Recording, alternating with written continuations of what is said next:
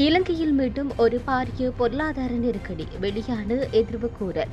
தம்பிக்க ரணதுங்கவுக்கு பிணை அர்ஜுனவும் கைதாவார் என அறிவிப்பு. அனர்த்தத்தால் மூடப்பட்ட சில பாடசாலைகளை திறப்பது குறித்து வெளியான அறிவிப்பு. முத்து ஐயன்கட்டு குளம் குறித்து மக்கள் அச்சமடைய வேண்டாம் வெளியான அறிவிப்பு. பெருக்கெடுத்தது மகாஓயா, 100க்கும் மேற்பட்ட ஓடு தொழிற்சாலைகள் அழிவு. நாட்டு மக்களுக்கு புதிய இணையதளத்தை ஆரம்பித்து வைத்த அனில தரப்பு. யாழில் கிராம உத்தியோகத்திற்கு எதிராக பேசிய நபருக்கு கொலை மிரட்டல்.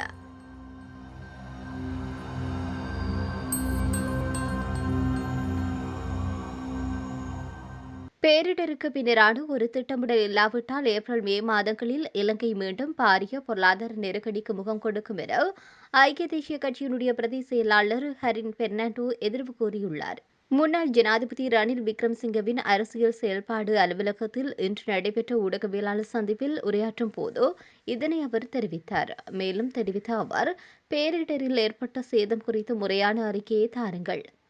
18 நாட்களாக சரியான தகவல்கள் இதுவரை இல்லை. எதிர்க்கட்சி நாடாளுமன்றத்தில் விவாதம் நடத்த கோருகிறது. ஆனால் 18ஆம் திகதி குறைநிரப்பு மதிப்பீடுகளை நிறைவேற்றுவதற்கே நாடாளுமன்றம் கூட்டப்படுகிறது. நாட்டிற்கு நடந்த உண்மைகளை சொல்வதைத்தான் நாடாளுமன்றம் இருக்கிறது. ஜனாதிபதி நாடாளுமன்றத்தில் கிறிஸ்துமஸ் தாத்தாவாக பரிசுகள் தருவதாக கூறிவிட்டு பாதிக்கப்பட்ட பகுதிகளுக்கு சென்றார். அவர் பாதிக்கப்பட்ட பகுதிகளுக்கு செல்லும் பாதையை ஏற்படுத்தியுள்ளார். இப்பொழுதுதான் யதார்த்தம் வெளிப்பட்டுள்ளது. 25,000 ரூபாய் கொடுப்பதும் அரசியல் மயப்படுத்தப்பட்டுள்ளது. அறிவிக்கப்பட்டுள்ள நஷ்ட ஈடுகள் எவ்வாறு செலுத்தப் போகின்றீர்கள்?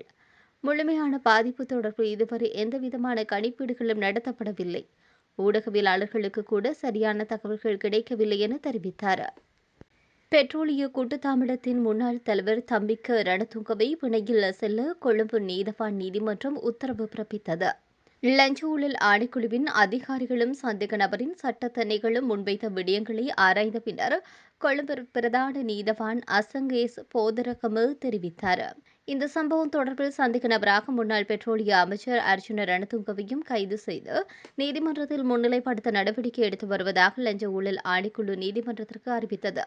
இலங்கை பெட்ரோலிய கூட்டுத்தாபனத்தின் முன்னாள் தலைவர் தம்பிக்க ரணதுங்க லஞ்ச அல்லது ஊழல் குற்றச்சாட்டுகளை விசாரிக்கும் ஆணைக்குழுவால் கைது செய்யப்பட்டுள்ளார். ஊவா மாகாணத்தில் டித்வா புயலின் கடுமையான அனர்த்தத்திற்கு உள்ளான பாடசாலைகள் தவிர்த்து ஏனைய பாடசாலைகள் நாளை ஆரம்பிக்கப்பட உள்ளதாக மாகாண கல்வி பணிப்பாளர் ரோஹித அமரதாஸ் தெரிவித்தார். இதுகுறித்து அவர் பேசியதாவது, டித்வா புயலுடன் நாட்டிற்கு ஏற்பட்ட அனர்த்த நிலைமை காரணமாக மூடப்பட்ட ஊவா மாகாண பாடசாலைகளை 2 கட்டங்களின் கீழ் மீண்டும் ஆரம்பிக்க நடவடிக்கை எடுக்கப்படுகின்றது. அதற்கமைய கடுமையான அனர்த்தத்திற்கு உள்ளான பாடசாலைகள் தவிர்த்த ஏனைய பாடசாலைகள் நாளை 16ஆம் திகதியும் பாதிக்கப்பட்ட பாடசாலைகள் எதிர்வரும் 29ஆம் திகதியும் ஆரம்பிக்கப்பட உள்ளது. ஊவா மாகாணத்தின் மொனராகலை மாவட்டத்தில் உள்ள 291 பாடசாலைகளில் பீபிலை வலயத்தில் உள்ள தெகிகலவத்த பாடசாலை தவிர்த்த ஏனைய 290 பாடசாலைகளையும் நாளை திறக்க அனைத்து நடவடிக்கைகளும் மேற்கொள்ளப்பட்டுள்ளது. இதேபோன்று பதுளை மாவட்டத்தில் மகியங்கனை வலயத்தில் திக்யாய வித்தியாலயம், கழுக்கல வித்தியாலயம் மற்றும் பின்னக்கொள்ள வித்தியாலயம் தவிர்த்த ஏனைய 78 பாடசாலைகளை நாளை திறக்க அனைத்து நடவடிக்கைகளும் மேற்கொள்ளப்பட்டுள்ளது. முத்து ஐயன் கட்டுக்குளம் தொடர்பில் மக்கள் அச்சமடைய தேவையில்லை என முல்லைத்தீவு மாவட்ட அரசாங்க அதிபர் தெரிவித்தார். முல்லைத்தீவு மாவட்ட அரசாங்க அதிபர் தலைமையிலான குழுவினர் நேற்றைய தினம் முத்து ஐயன் கட்டுக்குளத்தின் நிலைமைகளை நேரடியாக கண்காணித்த போது இவ்வாறு குறிப்பிட்டனர். தற்போது முத்து ஐயன் கட்டுக்குளம் உடைப்பெடுக்கும் அபாயம் என்ற செய்தி போய் வதந்தி எனவும் இது தொடர்பில் மக்கள் அச்சமடைய தேவையில்லை எனவும் தெரிவித்தார். மாவட்ட அனர்த்த முகாமைத்துவ ஒருங்கிணைப்பு அலகினுடைய உதவி பணிப்பாளர், நீர்ப்பாசன திணைக்கள பிரதிபலிப்பாளர் மற்றும் மாகாண நீர்ப்பாசன பணிப்பாளர் ஆகியோருடன் அரசாங்க அதிபர் கலந்துரையாடி தற்போதைய நிலைமையை ஆய்வு செய்தனர். இதன்போது வன்னி மாவட்ட நாடாளுமன்ற உறுப்பினர் ரவிகரனும் கலந்து கொண்டார். தற்போதைய குளத்தின் நீர்மட்டம் 23.3 அடி எனவும் முத்து ஐயன்கட்டு குளத்தினுடைய முழு கொள்ளளவு 24 அடி எனவும் குளத்தின் நீர் வழிந்தோடும் பகுதியில் கட்டமைப்பு சேதம் காணப்படுவதனால் தற்பொழுது அதிக நீர் இருப்பின் காரணமாக அங்கு கான்கிரீட் பணிகள் மேற்கொள்ள முடியாத நிலை உள்ளது என குறிப்பிடப்பட்டுள்ளது. மேலும் கனகரக வாகனங்களை அந்த பகுதிக்கு கொண்டு செல்லவும் முடியாததனால் நேற்று மற்றும் நேற்று முன்தினம் திட்டமிடப்பட்ட பணிகள் மேற்கொள்ளப்படவில்லை என தெரிவிக்கப்படுகிறது. எதிர்வரும் மழையை கருத்தில் கொண்டு தற்போதுள்ள ரேடியல் கதவுகள் மூலம் குளத்தின் நீர்மட்டத்தை 20 அடி வரை குறைப்பதற்கு தீர்மானிக்கப்பட்டுள்ளது. எதிர்காலத்தில் கனமழை பெய்யும் சூழல் ஏற்பட்டால் வால்பகுதியை வெட்டி கூடுதல் நீரை வெளியேற்றும் மாற்று திட்டமும் தயாராக உள்ளது. மழைக்காலம் முடிந்த பின்னர் நீர் வழிந்தோடும் பகுதியை கான்கிரீட் கலவை மூலம் நிரப்புதல், ட்ரெய்னிங் பண்ட் ஃபில் பகுதிகளில் கற்களை நிரப்பி மண் எரிப்பு குறைப்பது முதலான நடவடிக்கைகள் மேற்கொள்ள உள்ளது. தற்போது நீர்ப்பாசன திணைக்களம் தொடர்ந்து குளத்தை கண்காணித்து வருகிறது. எதிர்காலத்தில் மழை நிலவரத்தை கருத்தில் கொண்டு அபாயத்தை குறைக்கும் நோக்கில் இந்த நீர்மட்டம் குறைப்பு நடவடிக்கை மேற்கொள்ளப்படுகிறது.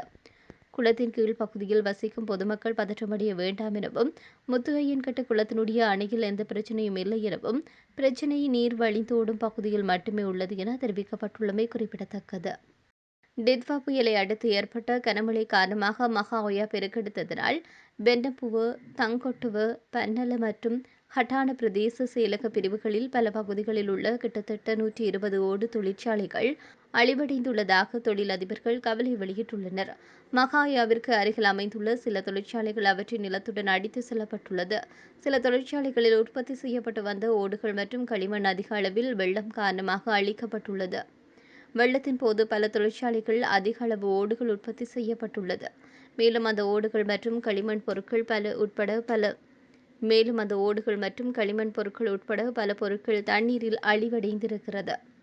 போக்குவரத்து அமைச்சர், வீதி அபிவிருத்தி அதிகார சபை மற்றும் அமைச்சின் டிஜிட்டல் பணிக்குழுவுடன் இணைந்து நாட்டில் உள்ள வீதிகள் தொடர்பான பிரச்சினைகளை மக்கள் முறைப்பாடு அளிப்பதற்காக ஒரு புதிய பொது இணையத்தை ஆரம்பித்துள்ளது. road.lk organize என்ற இணையதள முகவரி ஊடாக குறித்த இணையதளத்திற்கு பிரவேசிக்க முடியும். அண்மையில் ஏற்பட்ட அனர்த்தம் காரணமாக வீதிகளுக்கு ஏற்பட்ட சேதங்களை தொடர்ந்து இந்த புதிய முறைமை ஒரு பரீட்சாத்து திட்டமாக ஆரம்பிக்கப்பட்டுள்ளது. இது எதிர்காலத்தில் நிரந்தரமாக்கப்படும் என எதிர்பார்க்கப்படுகிறது. வீதி சேதம், மூடல்கள், விபத்துகள் மற்றும் நடைமுறையில் உள்ள திருத்தங்கள் போன்றவற்றை மக்கள் குறித்த நேரத்தில் முறைப்பாடு அளிக்க இந்த தளம் அனுமதிக்கிறது. போக்குவரத்து அமைச்சர் பிமல் ரத்நாயக்க குறித்த இணையதளத்தை ஆரம்பித்து வைத்து பேசுகையில், இந்த தளம் வீதி பிரச்சினைகள் குறித்து உடனடி தகவல்களை சேகரிக்க உதவுகிறது என்று தெரிவித்தார். முறைப்பாடுகள் சிங்களம், தமிழ் அல்லது ஆங்கிலம் ஆகிய மொழிகளில் சமர்ப்பிக்கலாம். முறைப்பாட்டுடன் தொடர்புடைய புகைப்படங்களை சமர்ப்பிக்குமாறு பொதுமக்கள் ஊக்குவிக்கப்படுகின்றார்கள். சமர்ப்பிக்கப்படும் முறைப்பாடுகள் வீதி அபிவிருத்தி அதிகார சபை அதிகாரிகளினால் சரிபார்க்கப்படும். சரிபார்க்கப்பட்ட பின்னர் அந்த பிரச்சினைகள் தேசிய வீதி வரைபடத்தில் குறிக்கப்படும். மாகாண வீதி அதிகார சபைகளும் இந்த தரவை அணுகுவதற்கான அனுமதி வழங்கப்படும் என தெரிவிக்கப்பட்டுள்ளது. யாழில் அனர்த்தத்தினால் பாதிக்கப்பட்ட மக்களை பார்வையிடாத கிராம உத்தியோகத்தர் குறித்து ஊடகங்களுக்கு கருத்து வெளியிட்ட நபருக்கு கொலை அச்சுறுத்தல் ஒன்று விடுக்கப்பட்டுள்ளது.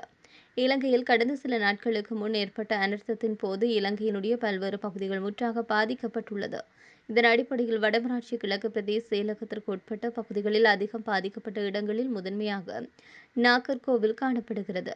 இந்த கிராமத்தில் பணிபுரியும் கிராம சேவகர் பக்கசார்பாக செயற்படுவதாகவும், சில பாதிக்கப்பட்ட வீடுகளை இதுவரைக்கும் கிராம உத்தியோகத்தர் வந்து பார்வையிடவில்லை எனவும் நாகர்கோவில் மக்கள் அண்மையில் ஊடகங்களுக்கு கருத்து தெரிவித்தனர். இந்த நிலையில் கருத்து தெரிவித்த நபருக்கு தொலைபேசி அழைப்பு மூலம் ஊடகங்களுக்கு கொடுத்த கருத்தினை மறுபடியும் வாங்குமாறும், இல்லை என்றால் ஆள் வைத்து கொலை செய்வதாகவும் கொலை மிரட்டல் விடுக்கப்பட்டுள்ளது என பாதிக்கப்பட்ட நபர் கூறினார்.